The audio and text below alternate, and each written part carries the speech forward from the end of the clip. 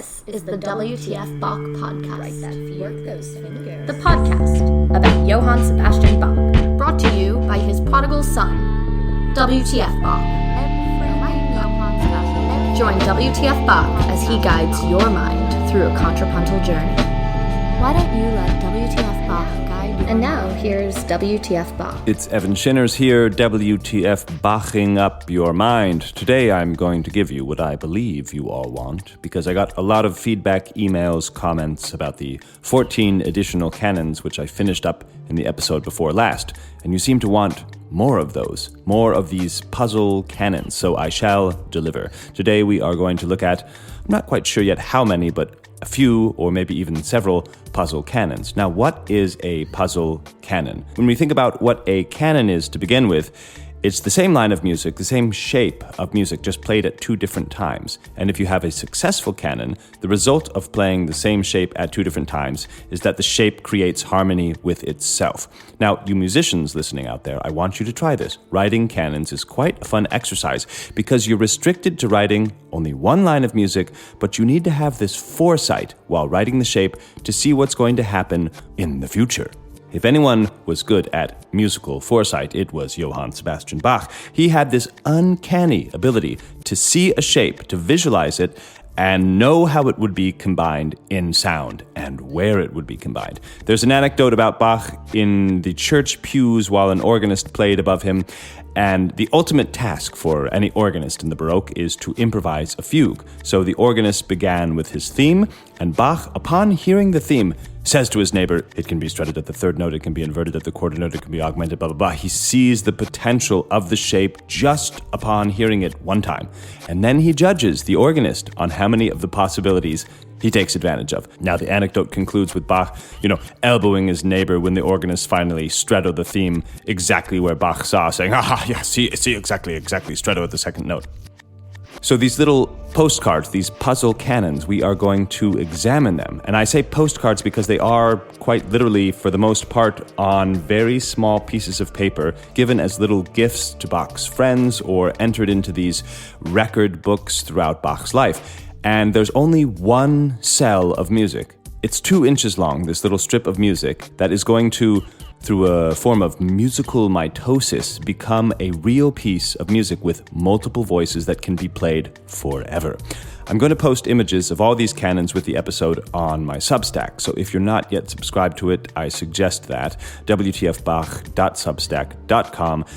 You'll not only get the images that are associated with each episode, but you'll get very occasional writings that I also write about Bach. So let's dive into these puzzle canons. Let the prodigal son, WTF Bach, guide your mind. Who do you want to guide your mind? Maybe WTF Bach while he talks about Johann Sebastian Bach? Hello, and welcome to the WTF Bach podcast. Firstly, it's always interesting to note how people catalog these works. It's someone's job, or more like a group of people's jobs, to find out the best way to organize all of Bach's works, and many people have tried over the years. So the most official outfit at the moment is the NBA, that's the Neue Bach Ausgabe. It's a body of scholars from the Bach Institute at Göttingen and the Bach Archive in Leipzig, and they've been hard at work for over 50 years arranging all of Bach's music and making sure that it is beautiful upon the page. Now, they arrange by series. It's sort of according to genre. So series 1 is cantatas. That's huge. It's 46 volumes, 46 giant books filled with Bach's cantata music. Series 2 is masses, passions, oratorio. You've got the B minor mass, the St. Matthew Passion, Easter oratorio. Series 3 is the chorales, the songs, the motets. Series 4, organ music. Series 5, keyboard music. Series 6 is called chamber music. That's where the cello suites and the solo violin works are. Flute music is there. Series 7 is orchestral music, so you've got Brandenburg concertos, violin concerti, anything you want with an orchestra. Series 8, and this is what I want to draw your attention to. Series 8 is called Canons, Musical Offering, The Art of Fugue. Finally, Series 9 is a lot of addenda, including, and this is what is utterly fascinating to me, to not only see the content of the book, but to see how much love has been put into studies like this, including things like the watermarks found inside Bach's paper. This was a major scholastic breakthrough, by the way, to X-ray Bach's scores and to be able to identify through the watermarks hidden within the paper which reams of paper Bach was writing on. and of course, an entire book on Bach's handwriting and how it changed over the years. I particularly love this one. This is Series 9, Volume 2. It says, well, here's a treble clef from 1723, and now here's a treble clef from 1747. See how it's changed. See how, 20-odd years of writing treble clefs have slightly changed in his handwriting. Or here's a half note from 1731, and here's another half note from 1742. You get the point. And that, to me, it's just wonderful to imagine that so much care has been taken in looking at this figure in history that we need a book to document how his handwriting changed. All right, I'm getting a bit sidetracked, but the fact is that Series 8, a whole series, is dedicated to the stuff that Bach was fiddling with throughout his life, these puzzle canons, these pieces where he uses one theme to generate over an hour music. So we open up Series 8, and it begins with this piece. Again, go to the post on Substack because you should really see how beautiful and compact these look up on the page. We get, firstly, a canon that says Canon Trias Harmonica. Trias, Trias. Now, there's only 2 measures of music. The date of this canon is unknown. It appears actually not to have surfaced until the very last years of the 19th century. Trias harmonica, we translate it as the harmonic triad. So I believe it does not specify how many voices in the original, although it has been solved in 8 voices. And you look at it and it just says this: do, re, mi, fa, sol, fa, mi, re. And then there's a repeat sign. So you would go do, do, do, do, do, do, do, do, do, do, do, do, do, do, do, do. Okay, so how do you make a canon on just this very simple? Well, I'll go ahead and play this in one speaker and have a possible solution come in the other speaker.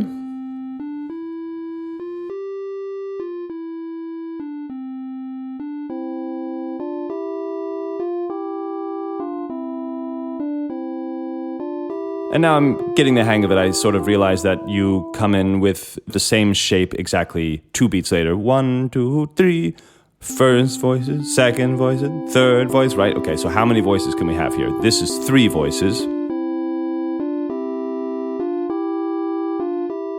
And now I'm noticing something. Since the entire piece is 8 beats long, right? 2 measures of 4 beats.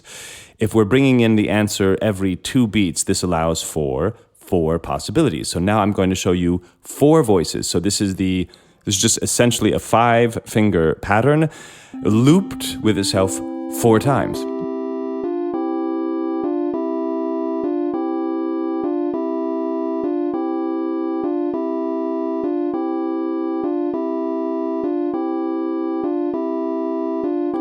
Okay, now, what happens if you invert it? Like, we know Bach, we know that he often will have the same shape inverted and coming upside down. So we might think, okay, this is 4 voices, just this simple 5 notes. What if we start with one that goes upside down? So now I'm going to flip it upside down. And you realize this also works. Here it is in 4 voices upside down.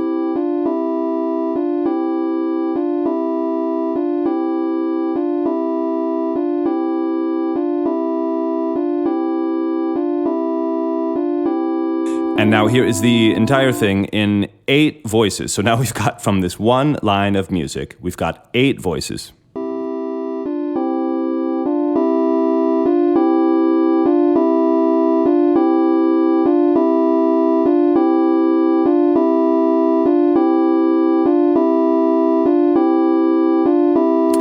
And the solution, as it has appeared, I believe, in 1754, this is from a book by Wilhelm Marburg on the fugue, published in Berlin in 1754, 4 years after Bach's death. He remarks that it's called the harmonic triad because no other harmony exists, and the solution has the group of inverted voices coming in just 1 beat later, and I'll show you the difference here. Here is the 8 voices going at the same time.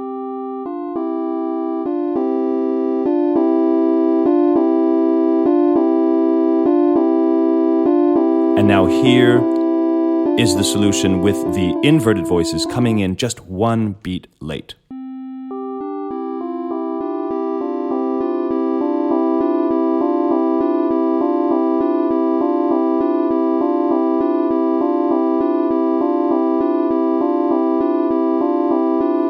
Now, right, it sounds like, how do you know that there's 8 voices here? So I've taken the time to actually record myself singing each voice. So I will sing, 1, 1, 1, 1, 1, 1, 1, 1, 1, and 2, 2, 2, 2, 2, 2, 2, and 3, 3, 3, 3, right, to show you that it's each one. And I might go and sort of highlight so that you could see that not one voice is identical. Though the texture is very homogenized, not one voice is singing the same thing. There's actually 8 independently working parts here. 1, 1, 1, 1, 1, 3, 3, 3, 3, 5, 5, 6, 7, 6, 7, 6, 7, 1, 6, 7, 1, 6, 7, 3, 3, 3, 4, 5, 5, 5, 5, 6, 6, 7, 7, 8, 8, 6, 7, 6, 7,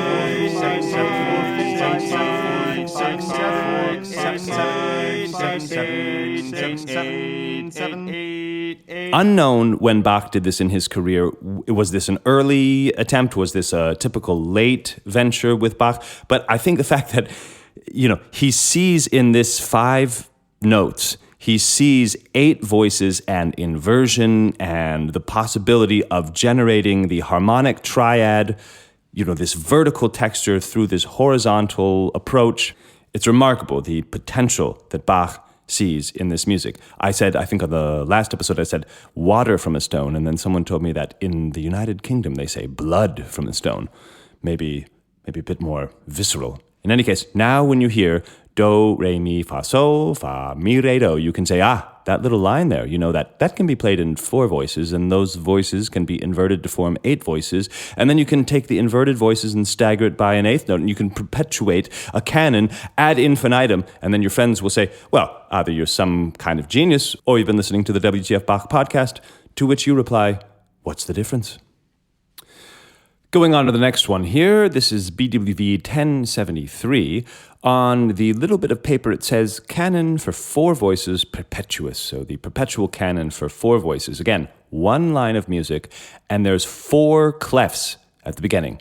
4 clefs. So from left to right, there's a bass clef, a tenor clef, a mezzo-soprano clef, and then a treble clef, and then the line of music. Bach will tell you in this particular canon when to bring in the voices. Now, the line of music sounds like this.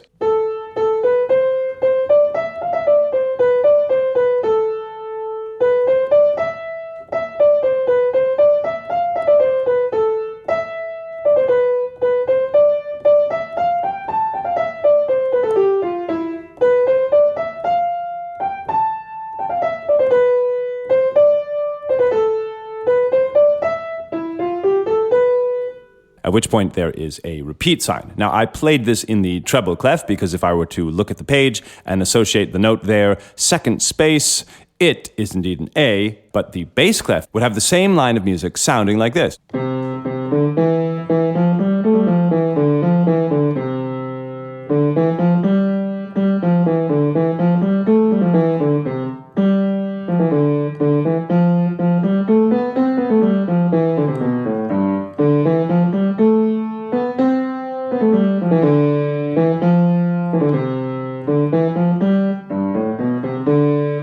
Okay, so now we're looking at this a bit differently. We're saying that there's a staff here, and the first note is on the second space. So in the bass clef, the second space is a C, but in the treble clef, the second space is an A. And if I were to go through and do this with the tenor clef and the mezzo-soprano clef, we would realize that the voices are coming in a 5th apart. So the first voice in the bass in a C, the second voice in the tenor on a G, the third voice in a mezzo-soprano voice in the D, and finally the 4th voice, which I played initially, here on this A. So they're coming a 5th apart and 2 beats apart, and the result is this. You're now going to listen to the same line of music starting on 4 different pitches and 2 beats apart. Here is the canon with only 2 voices. I'm going to bring in the 3rd voice on the next repeat.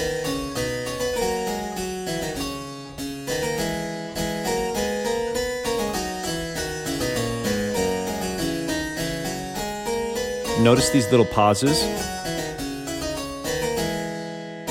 how they'll be filled in and the foresight that it took to see that.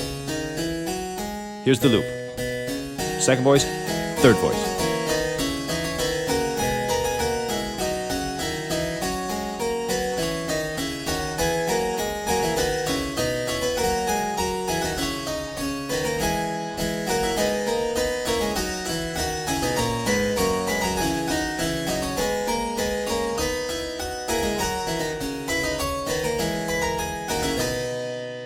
Still one little pause that will be filled in again by the fourth voice, and here's the repeat.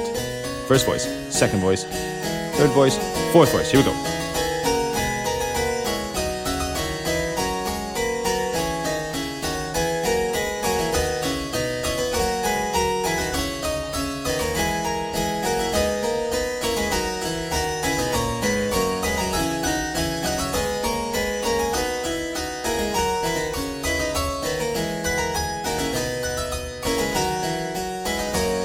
No pauses there. And here's the beginning again. I'll do one loop, just to show you that it is indeed perpetual.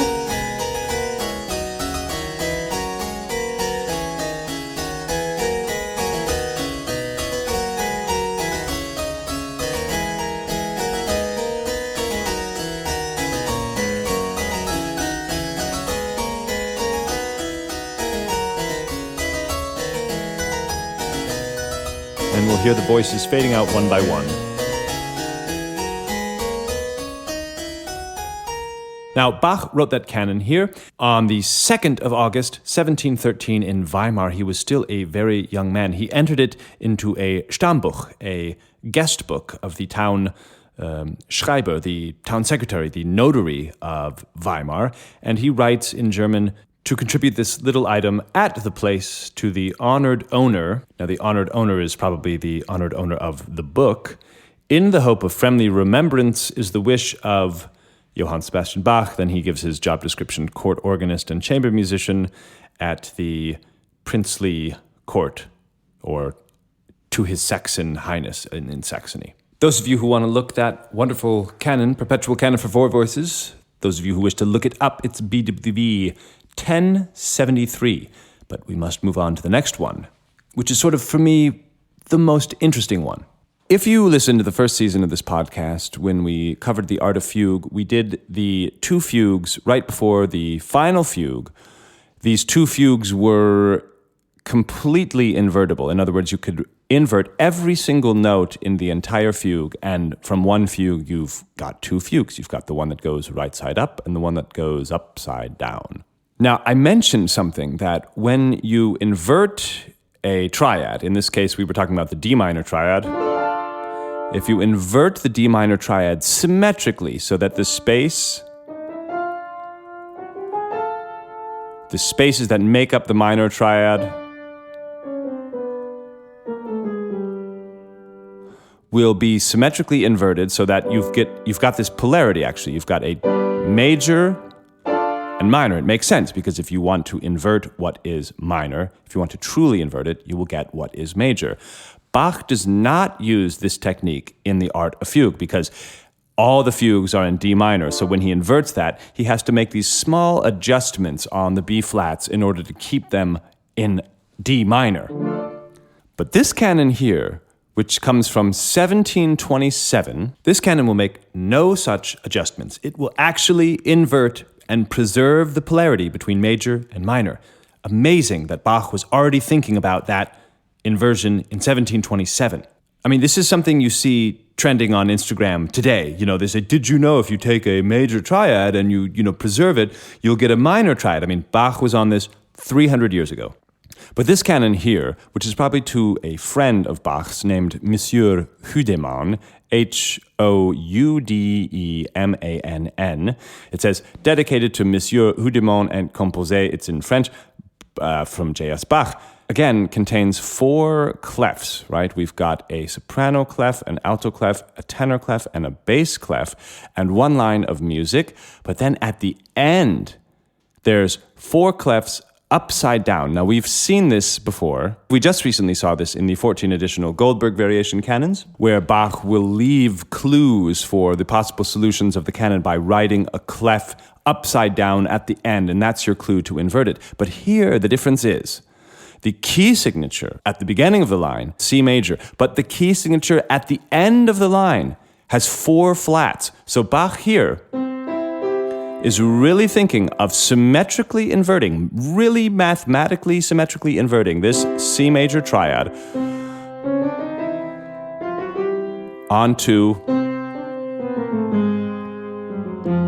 an F minor triad. C major, and then its negative polarity, F minor.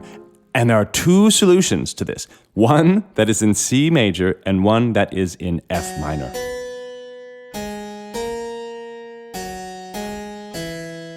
I'm reading this in the soprano clef. This would be the first clef to appear, the soprano clef, and now I will add the alto clef.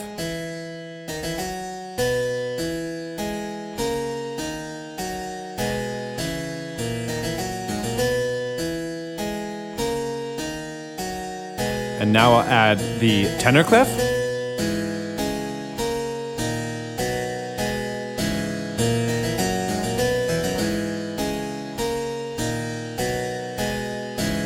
And finally, the bass clef.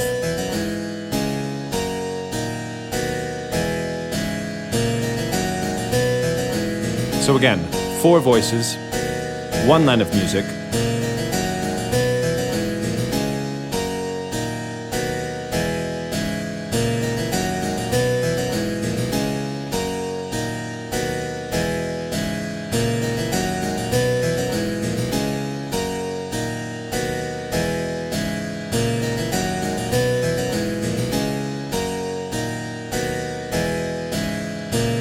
Okay, coming out one by one. Okay, now the fun stuff. Let's invert this. Let's turn this upside down and do it symmetrically, do it chromatically, do it in a way where the C major is going to turn into F minor. And let's hear it. It will start with the bass voice instead of the soprano voice.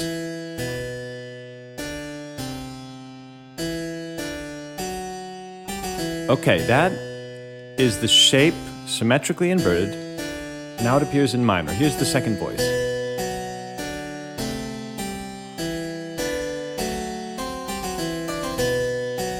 This is really music going upside down. Third voice.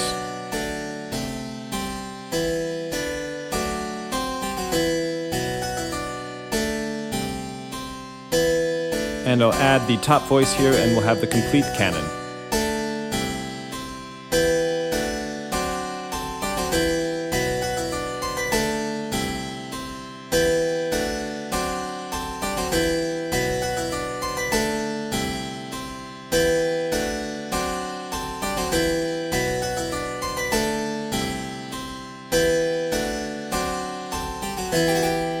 Now, I gave it a nice ending there because, in fact, you can perform these pieces. Many people have recorded these pieces. Gustav Leonhardt. Here's an interesting one that I found online. It's from the Dudok Quartet in Amsterdam. Now, I thought they would be playing the double-reeded Dudok, but it seems like they're just strings. Nevertheless, it's a very beautiful recording, 95 seconds long. They first play the rectus, and then they play it upside down.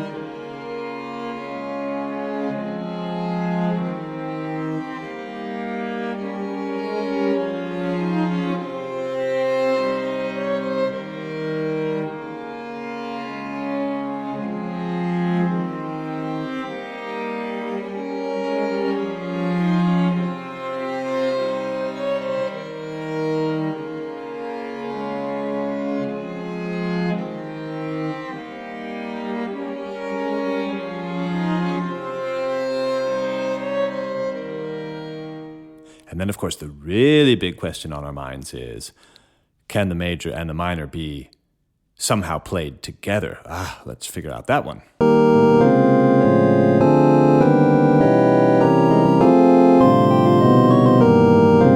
The answer is no. Now, in Bach's lifetime, this solution, or at least the inverted solution to this canon, was printed, and probably under Bach's supervision in 1747 as part of a publication of the Missler Society for Musical Sciences, which was very important for Bach.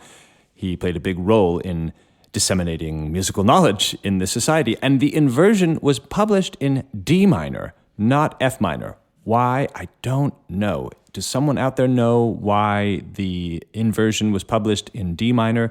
Bach clearly here, at least in this copy from 1727, dedicated to the Monsieur Hudeman, the inversion is clearly written in F minor. So if anyone out there has that knowledge, or at least a theory, please enlighten us all. We must go on to the last canon. I'm going to put an end to this perpetual episode and leave a couple more canons for the next episode. So let's go on to our final canon.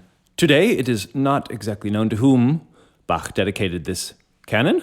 I'm quoting now from the Bach Digital. It is not known to whom this canon was dedicated among Bach's grandchildren, Herren Patten. So he's got this dedication underneath the canon that says he wants these Herren Patten, his godchildren. They were already adults in 1734. The most likely candidate is Johann Gottfried Walther the Younger, who attended the University of Jena from 1732. And this canon comes to us in 1734. There are no upside-down clefs here. There are no riddles. It is essentially this very elegant line.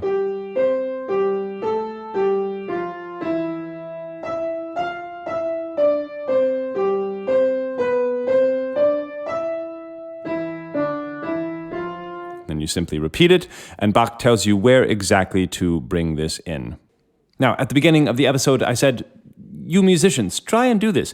This one here, I feel like this canon for two voices, BWV 1075, I feel like this is within our capabilities. I feel like if we really work hard on getting a nice line, we might be able to make something that sounds like this. At least we can try. We probably cannot create a four-voice canon that works both in C major and F minor, but let's at least try and get something like this, and then share them with me, and then maybe if they're any good, I'll share them with all of you. I'm going to put words to this one because it is just so joyful, and they will tell you exactly what's going on. I'm going to sing something like, that's it for this episode. I'll see you next time with more puzzle canons. With more puzzle canons. That's it for this episode. That's it for this episode. Next time with more puzzle canons. With more puzzle canons. That's it for this episode. That's it for this episode. Next time. With more puzzle canons, with more puzzle canons, it for this episode. That's it for see you next time with more puzzle canons, with more puzzle canons, it for this episode. That's it for see you next time with more puzzle canons.